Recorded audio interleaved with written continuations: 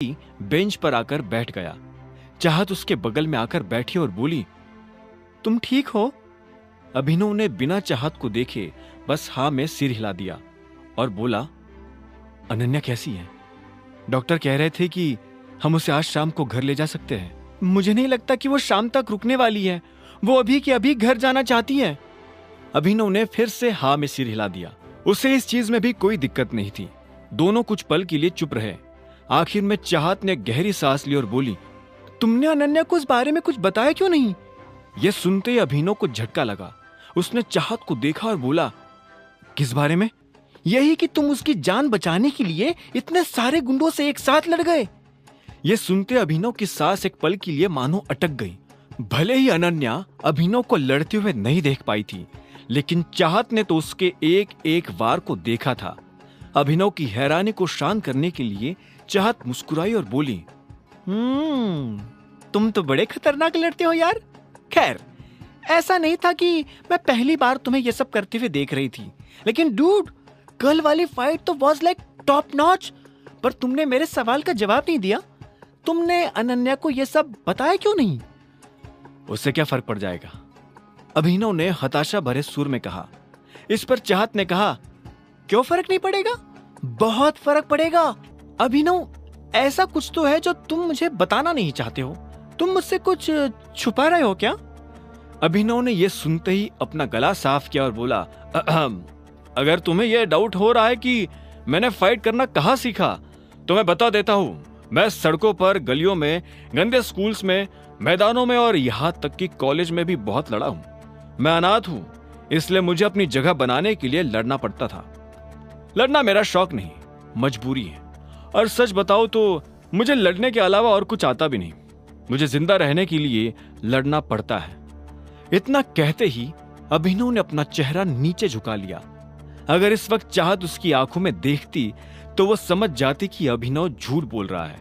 चाहत ने उसकी बात सुनकर एक गहरी सांस ली और बोली, ठीक है, टाइम टू गो। फिर कभी मिलेंगे, तसल्ली से बातें करेंगे। इतना कहते ही चाहत अपनी जगह से उठी, अभिनव को देख मुस्कुराई और आखिर में हॉस्पिटल से निकल गई। अभिनव उसे जाते हुए देख ये सोच रहा था कि आखिर चाहत उसके बारे में जानने के लिए इतनी बेताब क्यों है।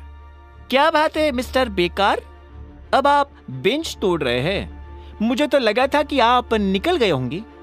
अभिनव को पीछे से किसी की आवाज आई। अभिनव आवाज सुनते ही समझ गया था कि ये शर्मिला की आवाज है। वो खड़ा हुआ और पलटा तो पाया कि शर्मिला और राजीव अनन्या के कमरे से बाहर आ गए थे। राजीव नजर नहीं आ रहा था। अभिनव ने अनुमान लगा लिया था कि वो डॉक्टर से मिलने गया होगा। हम लोग घर जा रहे हैं, तुम भी अपने हिसाब से पहुंच जाना, शर्मिला ने कहा और अनन्या की तरफ देखने लगी। अनन्या भी गुस्से में अभिनव को घूरते हुए देख रही थी। आखिर में शर्मिला ने कहा, चलो। अभिनव अब उन्हें बाहर जाते हुए देख रहा था। उनके लिफ्ट में घुसते ही अभिनव ने गहरी सांस ली। वो इतना तो समझ गया था कि इन जैसे लोगों की नजर में आने के लिए उसे अपने खून की आखिरी बूंद भी खर्च करनी पड़ सकती है। तभी राजीव उसके पास आया और बोला, तुम यहां क्यों खड़े हो? और शर्मिला और अनन्या कहाँ है? वो दोनों निकल गए हैं। राजीव ने इसके आगे कुछ नहीं पूछा। इन तीनों के बीच क्या हुआ होगा, राजीव ये पहले ही समझ चुका था। उसने भी एक गहरी सांस ली और फिर अपनी जेब से गाड़ी की चाबी निकालकर अभिनव की तरफ बढ़ाते हुए कहा, यह अनन्या की गाड़ी की चाबी है, तुम उसे लेकर घर आ सकते हो। और इतना कहकर राजीव भी वहां से बाहर निकल गया।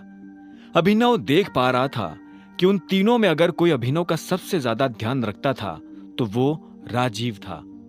अभिनव नीचे आया और अनन्या की गाड़ी में बैठ गया। तभी उसे याद आया कि वो इन सब चक्करों में नंदिता को फोन लगाना तो भूल ही गया था।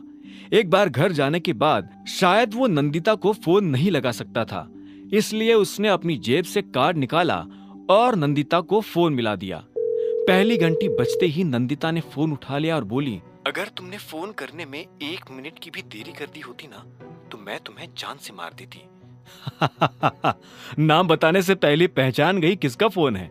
हाँ, क्योंकि किसी की हिम्मत नहीं है कि मेरी परमिशन के बिना कोई मुझे फोन कर ले। ये काम सिर्फ एक ही आदमी कर सकता है, टाइगर।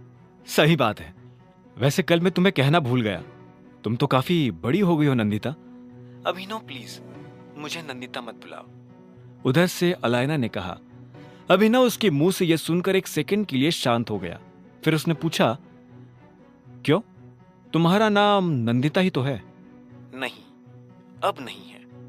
जब से तुम गए थे तब से मेरी भी दुनिया बदल गई थी। अब दुनिया की नजर में मैं नंदिता नहीं, अलायना हूं। जैसे तुम अभिनव नहीं, टाइगर हो। वैसे तुम अभी क्या कर रहे हो? अगर फ्री हो तो मेरे घर आ जाओ, अलायना ने कहा। यह सुनते ही अभिनव के होश उड़ गए।